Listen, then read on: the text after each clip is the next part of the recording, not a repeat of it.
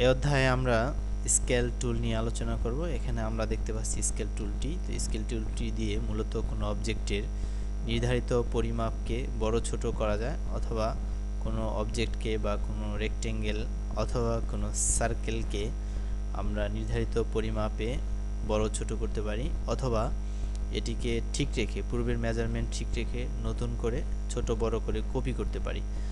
তো এই সকল কাজগুলো করার ক্ষেত্রে এই স্কেল টুল ব্যবহার করা হয়। তো এখানে আমি একটি সার্কেল ড্র করেছি। এই সার্কেলটি সিলেক্ট করে আমি যদি স্কেল টুলে ডাবল ক্লিক করি, তো স্কেল টুলে ডাবল ক্লিক করার পরে এখানে আমি এই বৃত্তটি যদি আরও 20% বড় করে আরও 20% বড় করতে চাই, তাহলে আমাকে 120 লিখে দিয়ে এখানে যদি আমি ওকে দেই, তো ওকে দেওয়ার পরে আমরা দেখতে পাচ্ছি যে পূর্বের বৃত্তটির তুলনায় নতুন বৃত্তটি আরও 20% বড় হয়ে ক্রিয়েট হয়েছে।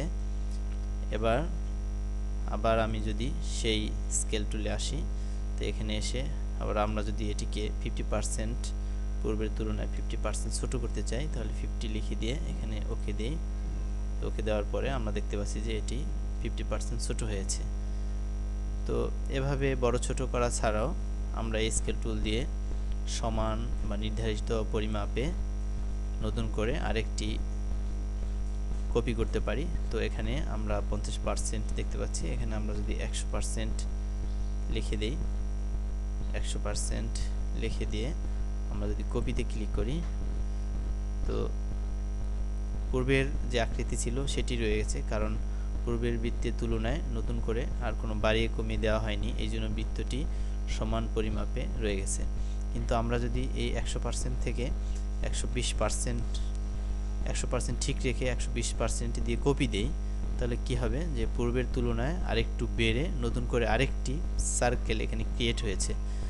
তো এভাবে আমরা যদি এই মাঝের বৃত্তটিকে আরও ছোট করে নতুন করে আরেকটি ক্রিয়েট করতে চাই, তো সেখানে ধরুন এখানে 40% লিখে দিয়ে আমি যদি কপিতে দিই, তো দেখতে পাবো যে পূর্বের এই বৃত্তটির তুলনায় 40% ছোট হয়ে এখানে নতুন করে আরেকটি বৃত্ত ক্রিয়েট হয়েছে।